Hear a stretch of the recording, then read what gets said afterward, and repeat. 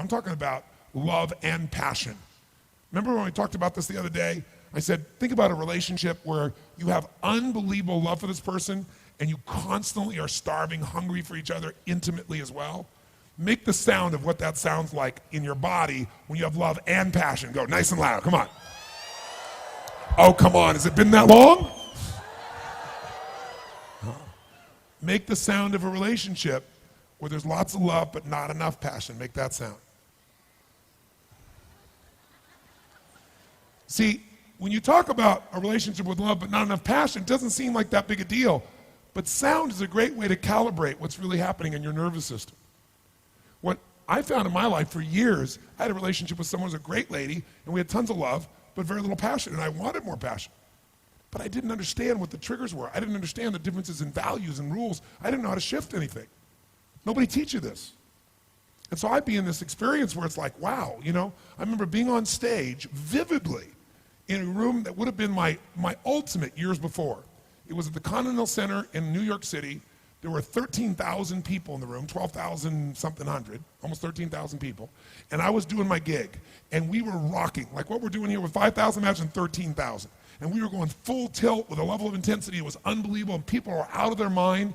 And during one of the stretch breaks, one of my partners came up and told me my company had gone public that morning, and that's the morning where my stock alone was worth $400 million. So he goes, Tony, you just made $400 million this morning while you're doing what you love. I was like, shit, good morning. You know, it was a great morning. But you know what was interesting? It was really great. It was like, wow, that's wonderful. And then what I really want to do is get right back into what I loved. It didn't, like it was a cool thing, but it didn't change my life. But the biggest thing is the end of that night, I'm connecting people, high-fiving, signing, hugging people, and it's just a beautiful day. And I get home, and I'd made $400 million. I've been with almost 13,000 people. I'd done what I loved. I was on fire and alive, and I went home, and I was miserable. Because when I went home, the person I was with wanted me to be something different than what I was. Kind of like, that's why I understood Sarah May. Sarah May was trying to be something she thinks people want or people are expecting from her, but it's not her.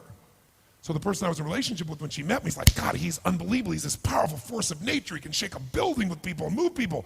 And then it was like, why are you so fucking loud? I was like, loud? This is me. Right? And so what I learned to do was be something different that I really wasn't. And so when you're being something you're not, you're miserable. Who knows what I'm talking about here? Say I. And I'm such a lover. I love people. I never want somebody to not be happy. So I would always sacrifice everything to try to make somebody happy, but by not being who I was. There was nothing wrong with her. I was just miserable because I didn't understand the game. When I finally figured this process out, and by the way, guess how I did it? I interviewed people. I had a couple guy was 92, woman's 89, came to my Date with Destiny seminar, and these two were physically all over each other all the time. I mean, so much so it was like, get a room. I mean, this is hard to watch, right? And everybody, the whole seminar noticed it, so I finally brought them on stage and interviewed them.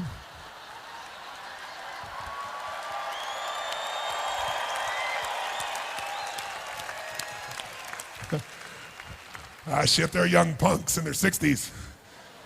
So I bring this 92-year-old man, this 89-year-old woman up, and I said, I got to interview you guys. So I'm interviewing them. I said to him, I said, tell me something. I said, you two seem to not just love each other, you love each other. And they went, oh yeah. I mean, you're rather physical, aren't you? They said, oh yes, we love to be together. I said, and you guys have intimate relations? Oh yes, every day. Every day? Sometimes several times a day, the woman says. No exaggeration. And they were so adorable, and they were like all over each other, hugging each other, grabbing each other, touching each other. And I said to him, I said, okay, there are a lot of people that think when you're together 3, 4, 5, 10 years, there's nothing new. They said, nothing new. They just aren't being flexible enough. They're not trying new things. I said, well, tell me something. What's your belief about, how do you stay intimate? The woman says, well, you can't just talk. You got to touch. And she said, touch lots of things. And she's so adorable. And so I said, so you guys have this passion all the time? Yeah. And I said, what's your belief? And he said, well, we believe that it's never boring. Because we believe there's nothing ugly between two people who love each other, nothing dirty between two people who love each other. She said, yeah, here's our rule. We try anything once, and if we like it, we do it again. So I spent 5 years interviewing people who've been together 20, 30, 40, 50 years, and they don't just have love, they have passion. They're not hanging out, they love each other, and it changed the game for me. And the biggest change in my life, I would give up everything in my life without no exaggeration, no hyperbole, everything I've ever learned, everything I've ever done for the relationship I have with my sage. She has been I'd die for this woman, no exaggeration, but I couldn't have gotten to that place if I hadn't been through all those other places first. And the gift that I've got in that area is a gift you deserve. And anybody can have it. You could be with somebody together for 10 years and you could reignite it because you just didn't know the triggers. Or some of you may find that you're in a relationship where truthfully you are nothing in common. You're just scared shitless to end it because you're afraid of being alone. But there's a way to do this in a way where things can be elegant, but you can be free and you can bring to your life what you deserve. I tell people one thing. If you're not happy in your intimate relationship, you're not fucking happy. Because I don't give a shit how hard you work. I don't care how much money you make, how many trophies you get. In the end, if you don't have that aliveness and passion, a part of you is dead inside. And it doesn't have to be that way. And I got to tell you something. Some of you maybe seen some of the films of the people I've turned around who hate each other, want to kill each other, been together forever, have no attraction. And we don't just change them in that moment. We follow up. You see them a year later, 2 years later, 5 years later. They never go back because we rewire it. And Date with Destiny. Oh, I got some people who graduate Date with Destiny. Wow. Some grads of Date with Destiny here. Date with Destiny is that program I described this morning when I was talking about Dickens and I talked about going to Fiji and I had that process of coming up with that process. Well, I turned that into a 5.5 day process that what Date with Destiny does is it basically, we worked our tail off here. You got to use a lot of physical energy to deal with your beliefs. Your values, you'll never get through with physical energy. You have to know, it's almost like a puzzle. You have to know exactly what thing triggers what feeling, triggers what emotion. And until you know that, you're at the effect of everything in your life. What Date with Destiny does is it helps you get a plan for your life. Not a plan like scribbling it out, I have to live a certain way, but you begin to see how to take the different parts of you that have inner conflicts and align those parts so you're pulled exactly where you want to go. It is by far the most powerful thing I do, bar none. And the experience in those 5.5 days is like nothing you've experienced in your life because you're going to discover and basically learn how to trigger everything that controls every thought, every feeling, emotion in your life. And after about 4.5 days of doing this, where you now have complete mastery over your own life, then we bring in intimate relationship into it.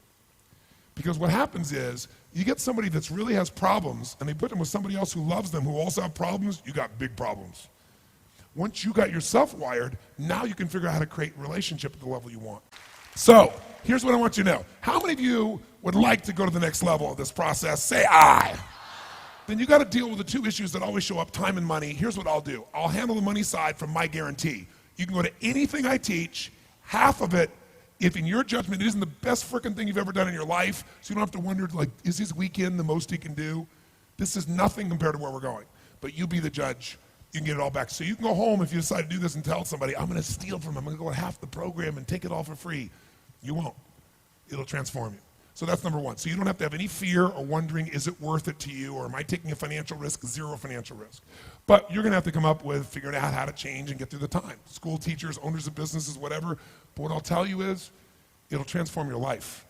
This is the time you make an investment in yourself that'll go beyond anything you can imagine. Let me tell you about Date with Destiny. Here's what I'll tell you. Go. Go. Trust. If you trust me at all, if I did not betray your trust here, tell you, go. So don't miss out on this.